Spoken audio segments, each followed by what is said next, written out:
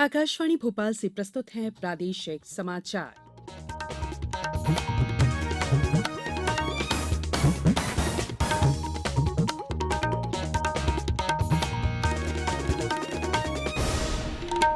नमस्कार, समाचारों के साथ मैं संयुक्ता बैनर्जी। सबसे पहले बुलेटिन के मुख्य समाचार।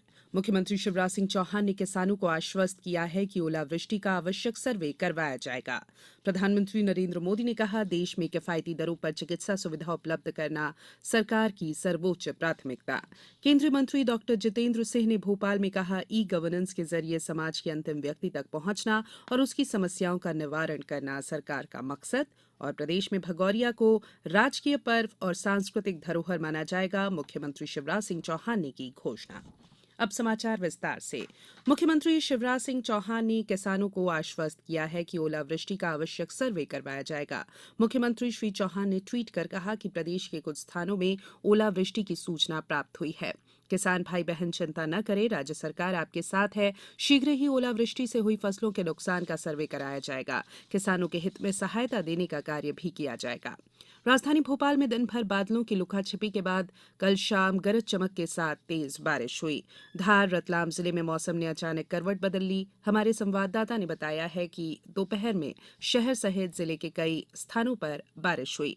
वहीं करमदी और कुछ गांव में ओले भी गिरे, जिससे गेहूं चना फसलों को नुकसान हुआ। अशोकनगर जिले में भी आज तेज बारिश हुई और आगरमालवा में तेज हवाओं के साथ जिले के सुसनेर और नलखेड़ा तहसील के विभिन्न ग्रामों में तेज बारिश के साथ ओलावृष्टि हुई। उधर बैतूल सहित विभिन्न क्षेत्रों में कल भी बारिश का सिलसिला जारी रहा। धार में बिजली गिरने से एक महिला की मृत्यु हो गई। ग्वालियर में तेज आंधी चली। बारिश और आंधी की वजह से खेतों में खड़ी गेहूं की फसल बिछ गई। इससे फसलों को खासा नुकसान हुआ है। मौसम विभाग ने भोपाल, ग्वालियर, जबलपुर समेत प्रदेश के 20 जिलों में बारिश की संभावना जताई है।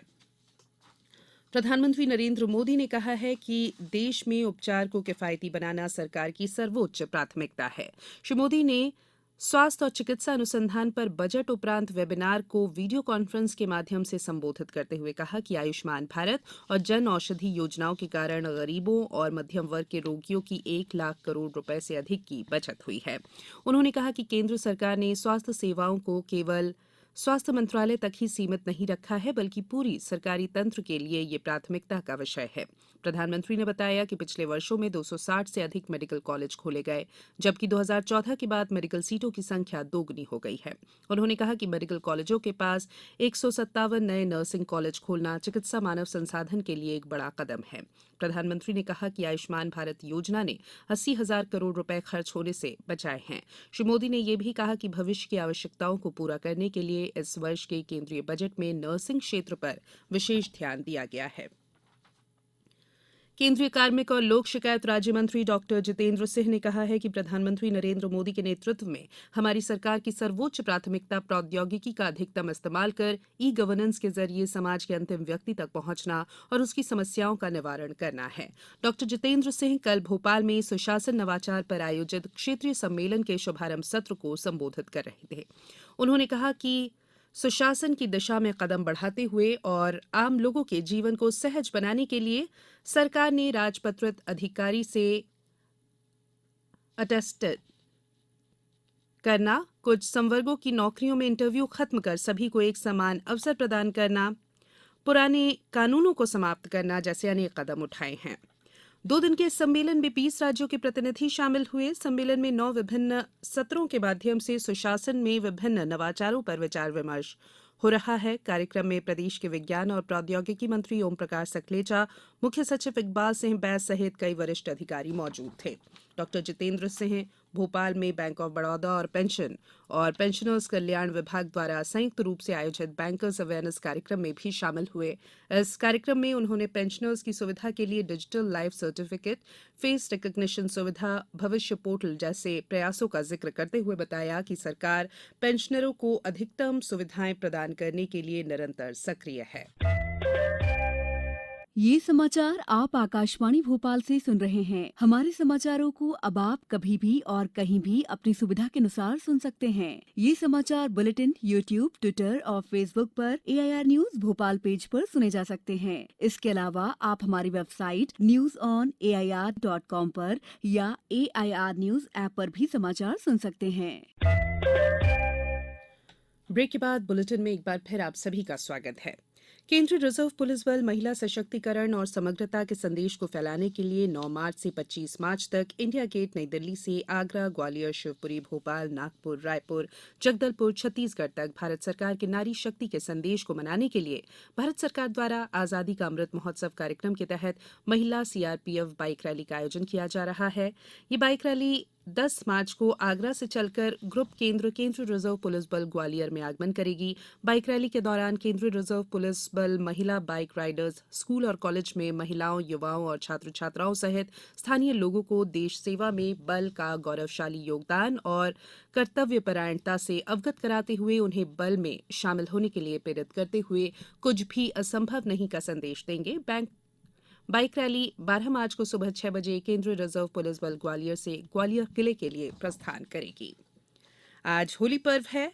पारंपरिक श्रद्धाभाव के साथ जगह जगह होलिका दहन की जाएगी।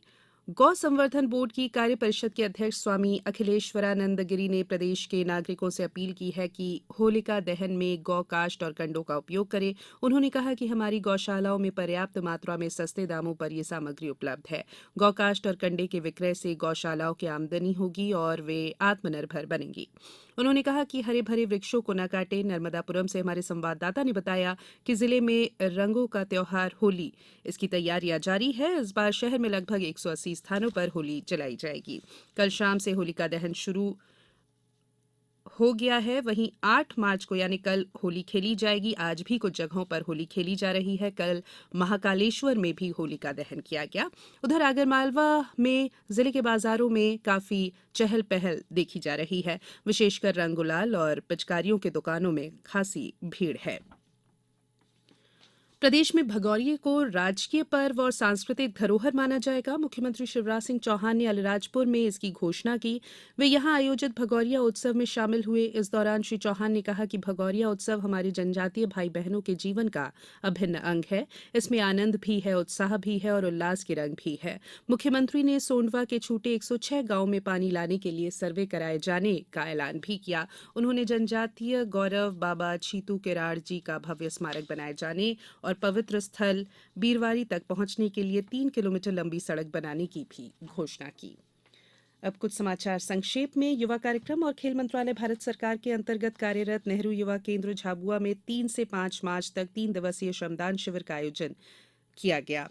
मंदसौर के 3 संस्थानों से गुणवत्ता स्तर की जांच वास्ते नमूने जब्त किए गए हैं। होली और अन्य त्योहारों के दौरान आमजनों को अच्छी और गुणवत्तापूर्ण खाद्य वस्तु मिले, इसके लिए ये कार्रवाई की गई। ग्वालियर जिले में आशीर्वाद योजना के तहत जिले में लगभग 3607 दिव्यांगों और असहायों को हर महीने की 6 तारीख को घर पर राशन उपलब्ध कराया जा रहा है। अहमदाबाद से चलकर बरौनी की ओर जाने वाली सप्ताह में 6 दिन चलने वाली ट्रेन 194884 का स्टॉपेज आज से खंडवा स्टेशन पर शुरू किया जा रहा है।